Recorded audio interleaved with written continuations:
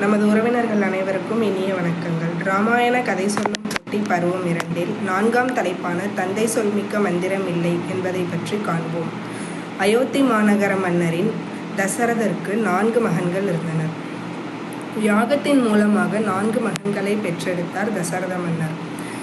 பெரிய யாகம் ஒன்று துவங்கியதில் யாகத்தின் நிறைவில் தங்க வண்ண நிறத்தில் தோன்றிய ஒரு தேவன் தங்க கிண்ணத்தில் பாயாசம் தர அதை தனது 3 மனைவிகளுக்கும் பகிர்ந்து கொடுத்தார் தசரதர். அதில் கோசலைக்கு மூத்த மகனாக ஸ்ரீராமரும், கைகேயிக்கு பரதரும், சுமித்திரைக்கு லக்ஷ்மணர் மற்றும் சத்ருகனனும் பிறந்தார்கள். 4 மகன்களும் 4 வேதங்கள் போல் இருந்தார்கள். இவர்கள் 4வரின் மீதும் தசரத மன்னருக்கு அயலாது பாசம் இருந்தது. இவர்கள் 4வரும் தந்தை சொல்மிக்க மந்திரம் இல்லை என்பதை போலவே நடந்து கொள்வார்கள். முதலில் குருகுலம் செல்வதை பற்றி காண்போம்.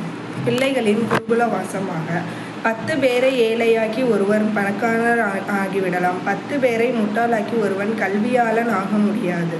ஆசை வருவதற்குள் காயத்ரி மந்திரங்களும் வேதங்களும் பயில வேண்டும். எனவே தசரதர் தனது 4 குழந்தைகளும் அவர்கள் 5 வயது முதல் குருகுலத்திற்கு அனுப்பி வைத்தார். மொட்டையடித்து பூநூல் அணிந்து ஆண்டியும் அரசனும் ஒன்றாக கல்வி பயிலும் இடத்திற்கு தனது 5 வயதான 4 குழந்தைகளையும் குருகுலம் அனுப்பி வைத்தார். தந்தையின் சொல்லை ஏற்று அவர்களும் சென்றார்கள்.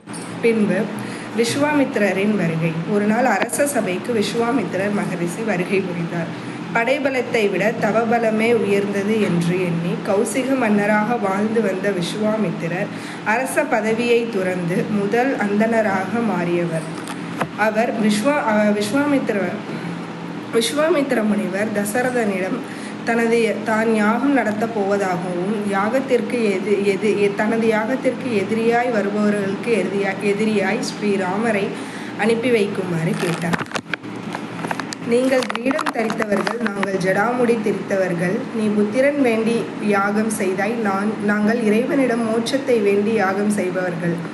முட்டாள்கள் உங்களை செவிப்பார்கள், நாங்களோ குருமார்களை செவிப்பவர்கள். உனக்கு தெரியாதது எங்களுக்கு தான் தெரியும் ஸ்ரீராமரின் பெருமை என்று விஸ்வாமித்திரர் சொல்ல, தசரத மன்னரும் யாக வேள்வியின் பாதுகாப்பிற்காக தனது மகன் ராமனை அனுப்பி வைக்கிறார். கூடவே லக்ஷ்மணரும் செல்கிறார். தன் தந்தை சொல்லை ஏற்று ராமர் லக்ஷ்மணர் இருவருமே விஸ்வாமித்திரருடன் செல்கிறார்கள். பிறகு நரைகண்ட தசரத முனிவர் ஒரு நாள் ராமரை கூப்பிட்டு பட்டாபிஷேகத்திற்கு தயாராகும்படியாகவும்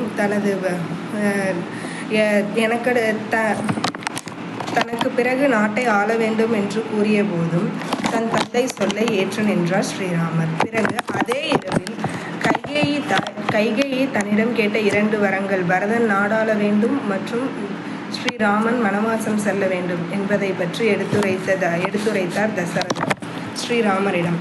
அப்போதும் சத்தியத்தை மனிதன் ஒரு நாளும் புறக்கணிக்கலாகாது.